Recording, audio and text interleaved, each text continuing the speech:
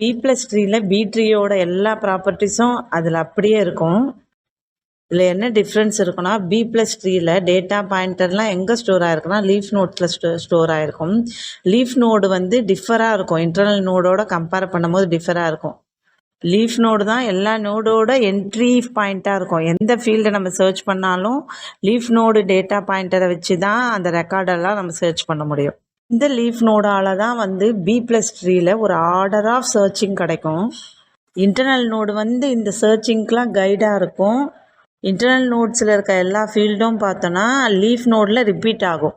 அப்போ லீஃப் நோடில் duplication allowed. B ட்ரீயோட கம்பேர் பண்ணும் போது இந்த வேரியேஷன், அதாவது லீஃப் நோட்டில் தான் அதோட பாயிண்டர்லாம் சேவ் ஆகிருக்கும், இன்டர்னல் நோடோட இது டிஃபராக இருக்கும் அப்படின்னு சொல்கிறது எதுக்காகன்னு பார்த்தோன்னா பேலன்ஸ்டு பண்ணுறதுக்காகவும். அதாவது ஹைட் பேலன்ஸ் அப்படின்னும் போது ஆட்டோமேட்டிக்காக இந்த செல்ஃப் பேலன்சிங்லாம் நடக்கும். இதில் செல்ஃப் பேலன்சிங் ஆட்டோமேட்டிக் நடக்கும் போதே நமக்கு சைஸ் ஆஃப் த ட்ரீ வந்து குறைஞ்சிடும். இதனால் ப்ராசஸ் வந்து நம்மளால் ஈஸியாக பண்ண முடியும். நெக்ஸ்ட்டு பார்த்தோன்னா மல்டி லெவலை சப்போர்ட் பண்ணும். அதாவது இன்டர்னல் நோட்ஸ் நிறைய மல்டி லெவலில் இருந்தாலும் அதை பற்றின இன்ஃபர்மேஷன் எல்லாம் லீஃப் நோடில் இருக்கிறதால ஈஸியாக நம்ம பாயிண்டரை வச்சு ஆக்சஸ் பண்ணிடலாம். நெக்ஸ்ட்டு ஆர்டர்டு அப்படின்னும் போது ஆர்டர்டாக இருக்கும் அந்த பி ப்ளஸ் ட்ரீல மெயின்டெனன்ஸ் எல்லாம். சார்ட்டட் டேட்டாவில் ஈஸியாக பர்ஃபார்மன்ஸ் பண்ணலாம். ஃபேன் அவுட் அப்படின்னா என்னென்னா இண்டெக்ஸ் வைஸ் ஆப்ரேஷன் பண்ணுறோம்ல, அதுதான் ஃபேன் அவுட் சொல்லுவோம். அதாவது எல்லா இண்டெக்ஸ் பற்றின இன்ஃபர்மேஷனும் நமக்கு லீஃப் நோட்லேயே வந்துடும். அந்த லீஃப் நோட்ஸை நம்ம எங்கே சேவ் பண்ணுவோம்னா செகண்டரி டிவைஸில் சேவ் பண்ணுறதால ஈஸியாக நம்ம பர்ஃபார்மன்ஸ்லாம் பண்ணிக்கலாம். பி ப்ளஸ் ட்ரீல கேட்ச் ஃப்ரெண்ட்லியாக இருக்கும். அதாவது ஃப்ரீக்வெண்ட்லி யூஸ்டு டேட்டாலாம் கேட்சில் ஸ்டோர் பண்ணுறதால நமக்கு டைம் வந்து எஃபிஷியண்ட்டாக இருக்கும். கேட்சிங் மெக்கானிசம்னாவே பர்ஃபார்மன்ஸ் இம்ப்ரூவ் பண்ணுறதுக்கு தானே இருக்குது. அதனால் இதில் பி ப்ளஸில் கேட்ச் ஃப்ரெண்ட்லின்னு சொல்கிறோம். நெக்ஸ்ட்டு பி ப்ளஸ் ட்ரீல என்ன இருக்கும்னா டிஸ்க் ஓரியன்டாக இருக்கும். எஃபிஷியண்ட்டாக இருக்கும் ஸ்டோரிங்க்கும் ரெட்ரிவிங்க்கும் டிஸ்க் ஓரியன்டாக இருக்கிறதால. ட்ரீல மேக்ஸிமம் எவ்வளோ சில்ட்ரன் இருக்கணும்னா எம் சில்ட்ரன் இருக்கணும். ரூட் நோடை தவிர, ரூட் நோடுக்கு நமக்கு ஆல்ரெடி தெரியும், ரெண்டு சில்ட்ரன் தான் இருக்கணும். 2 சில்ட்ரனுக்கு குறைவாக இருக்கக்கூடாது கண்டிப்பாக. மினிமம் பார்த்தோன்னா எவ்வளோ சில்ட்ரன் இருக்கணும்னா ரூட் நோடை தவிர m/2 சில்ட்ரன் இருக்கணும் மீது எல்லா நோடுக்கும். மேக்ஸிமம் கீ பார்த்தோன்னா m-1 கீ இருக்கணும். மினிமம் கீ பார்த்தோன்னா m-1/2 கீஸ் இருக்கணும். ரூட் நோடில் பார்த்தோன்னா ஆல்ரெடி நம்ம சொன்ன மாதிரி தான் அட்லீஸ்ட் 2 சில்ட்ரன் இருக்கணும். கீ பார்த்தோன்னா 1 கீயாவது இருக்கணும்.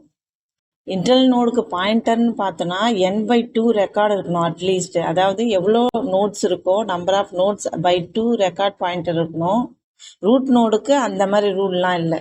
லீஃப் நோடுக்கு n பாயிண்டர் கூட இருக்கலாம், பிரச்சனை கிடையாது. ஏன்னா லீஃப் நோடில் தான் நம்ம பி ப்ளஸ் ட்ரீயை பொறுத்த வரைக்கும் எல்லா இன்ஃபர்மேஷனும் லீஃப் நோடு பாயிண்டரில் தான் சேவ் ஆக போகுது. இதோட பி ப்ளஸ் ட்ரீ இதோட டைம் காம்ப்ளெக்சிட்டின்னு பார்த்தோன்னா பிக் ஓ லாக் n தான். பி ட்ரீக்கும் நமக்கு பிக் ஓ லாக் n தான், B plus ட்ரீக்கும் big O lock n தான். நெக்ஸ்ட் பார்க்க போகிற பி மல்டிப்ளிகேஷன் ட்ரீக்கும், அதாவது B ஆஸ்ட்ரிக் ட்ரீக்கும் big O lock n தான். நெக்ஸ்ட் நம்ம பி ப்ளஸ் ட்ரீயை யூஸ் பண்ணி சீக்வன்ஸ் ஆஃப் நோட்ஸ் எப்படி ஆட் பண்ணலாம், இன்சர்ட் பண்ணலாம் அப்படின்னு சொல்லி பார்க்கலாம். இதில் இந்த ட்ரீயோட ஆர்டர் அப்படின்னு பார்த்தோன்னா 4. மேக்ஸிமம் சில்ட்ரனும் 4ம் ஒன்றா தான் இருக்கும். ஏன்னா ஆர்டரும் மேக்ஸிமம் சில்ட்ரனும் ஒன்றா தான் இருக்கும். அதாவது இந்த நம்ம கிரியேட் பண்ணுற ட்ரீயில் பார்த்தோன்னா மேக்ஸிமம் ஒரு நோடுக்கும் 4 சில்ட்ரனுக்கு மேலே இருக்கக்கூடாது. மினிமம் அப்படின்னு பார்த்தோன்னா 2 சில்ட்ரன் இருக்கணும். அது எப்படி கண்டுபிடிப்போம்னா m/2 போது 4/2 நமக்கு 2 தான் வரணும். அதே மாதிரி மேக்ஸிமம் கீ அப்படின்னு பார்த்தோன்னா m-1 கீஸ் இருக்கணும். 3, அதாவது மேக்ஸிமம் ஒரு ஆர்டரில் 4 இருக்குன்னா அந்த ஆர்டருக்குள்ளே நம்ம 3 கீஸை தான் நம்ம ஆட் பண்ண முடியும். நெக்ஸ்ட் மினிமம் கீ அப்படின்னு பார்த்தோன்னா m-1/2 அப்போ ஈக்குவல் டு 1. மினிமம் கீஸ் பார்த்தோன்னா 1. அதாவது அந்த நோடுக்கு மினிமம் ஒரு கீயாவது கிரியேட் பண்ணிடணும் ஒரு நோடுக்கும். Maximum children, minimum children, maximum key, minimum key, இதெல்லாம் ஃபஸ்ட்டு ஸ்டெப்பாக நம்ம முடிச்சதுக்கு அப்புறமா செகண்ட் ஸ்டெப்பாக என்ன பண்ணோன்னா சீக்வன்ஸாக எவ்வளோ ஆர்டர் கொடுத்துருக்காங்களோ அதுக்கேற்ற மாதிரி கீஸ் ஆட் பண்ண போகிறோம். நம்ம மேக்ஸிமம் எவ்வளோ கீ பார்த்தோம், 3 கீ. அப்போது நம்ம 3 கீ தான் இல்லை ஆட் பண்ண முடியும். 1 2 3 அப்படின்னு ஒரு லிஸ்ட்டு கிரியேட் பண்ணி அதுக்குள்ளே ஆட் பண்ணிட்டோம். நெக்ஸ்ட்டு நம்ம 4 ஆட் பண்ணும் போது நமக்கு ஓவர்ஃப்ளோன்னு வரும். ஓவர்ஃப்ளோனா அதுக்கப்புறம் நம்மளால் அந்த லிஸ்ட்டுக்குள்ளே ஆட் பண்ண முடியாது. அப்போது 4 ஆட் பண்ணும் போது என்ன பண்ணணும், இது ஸ்பிட் பண்ணும். எப்போல்லாம் ஓவர்ஃப்ளோ வருதோ அப்போல்லாம் நான் என்ன பண்ண போகிறேன், ஸ்பிட் பண்ணணும். அதாவது பிரிக்கணும்.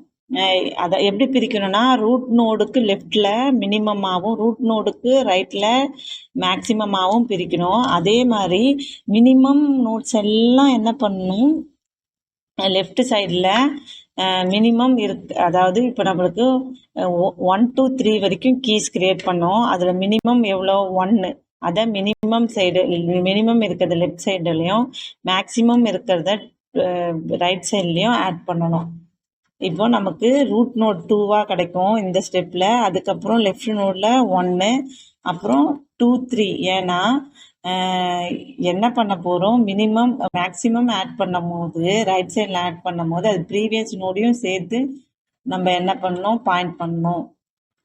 அதாவது இன்டர்னல் நோடு வந்து மேக்ஸிமம் கீயை எக்ஸிட் பண்ணிடுச்சுன்னா என்ன பண்ணணும், திருப்பி ஆஃப் த நோட்ஸாக பிரிக்கணும். பிரிக்கும் போது அந்த இடத்துல ரைட் ஹேண்ட் சைடில் எனக்கு மினிமம் நம்பர் கிடச்சிச்சுன்னா அதை நான் திருப்பி ரூட்டாக என்ன பண்ணுவேன், ரூட்டாக கன்சிடர் பண்ணணும். அப்போ தானே நமக்கு இந்த ஃபார்மெட்டில் வரும். லெஃப்ட்டு ரைட்டு ரூட் அந்த மாதிரி. அதாவது ரைட்டில் வந்து மேக்ஸிமம் நம்பரும் லெஃப்டில் வந்து மினிமம் நம்பரும் அப்போ தானே கிடைக்கும். இப்போ ஒரு டைமு நம்ம வந்து மேக்ஸிமம் இன்டர்னல் நோடு ரீச் ஆயிடுச்சுன்னா அப்போ வந்து பிரிக்கும் போது எப்படின்னா, ரைட் ஹேண்ட் சைடு பிரிக்கும் போது அதில் நோட்ஸ் வந்து மினிமமாக இருந்துச்சுன்னா அதை வந்து மறுபடியும் ரூட்டாக கன்சிடர் பண்ணணும். ஸ்டெப் 4ல் பார்த்தோன்னா நமக்கு என்ன ஆகும், மினிமம் நோட்ஸ் எல்லாம் வந்து லெஃப்டில் போயிடும், மேக்ஸிமம் நோட்ஸ் ரைட்டில் வந்து ஆட் ஆகும். அப்புறம் எதை ஃபாலோ பண்ணோன்னா வந்து லெஃப்ட் சைடு வந்து மினிமம் நம்பரும் ரைட் சைடில் வந்து மேக்ஸிமம் நம்பரும் ஃபாலோ பண்ணி ஸ்பிளிட் ஆகிருக்கு. 5th ஸ்டெப்பில் பார்த்தோன்னா இன்டர்னல் நோட்ஸ் மேக்ஸிமம் கீயை ரீச் பண்ணும் போது என்ன ஆகும், மறுபடியும் பிரியும். இன்டர்னல் நோடு எங்கே, ஃபைனலாக 7 ஆட் பண்ணும் போது பிரிஞ்சிடும். ஏன்னா 5, 6 ஆல்ரெடி ஆட் பண்ணிட்டோம். இப்போ 7 ஆட் பண்ணும் போது மேக்ஸிமம் நோடை வரும்போது என்ன ஆகும், எனக்கு 4 வந்து இந்த இடத்துல 4, 5, 6 இருக்குது. நமக்கு 4th ஸ்டெப்பில் பார்த்தோன்னா ரைட் ஹேண்ட் சைடு 4, 5, 6 இருக்குது. அப்போ மினிமம் வந்து நமக்கு அல்ல 4 வந்து என்ன ஆகும், அதோட ரூட்டாக கன்சிடர் ஆகும். அதாவது ரைட் ஹேண்ட் சைட் சப்ட்ரீயோட ரூட்டாக கன்சிடர் ஆகி மினிமம் நம்பர் தானே நமக்கு ரூட்டாக வரணும். அப்போது right hand side minimum number வந்தால் ரூட்டாக வந்து பிரியணும். பிரிஞ்சப்புறம் அதுக்கப்புறம் 7 வந்து ஆட் ஆகும். ஏன்னா ரைட் ஹேண்ட் சைடு வந்து மேக்ஸிமம் நோடு வந்து. இந்த வீடியோ உங்களுக்கு பிடிச்சிருந்தா லைக் அண்ட் ஷேர் பண்ணுங்கள். சப்ஸ்கிரைப் பண்ணிவிட்டு மறக்காமல் பெல் ஐக்கானை கிளிக் பண்ணிக்கோங்க. தேங்க்யூ ஃபார் வாட்சிங்.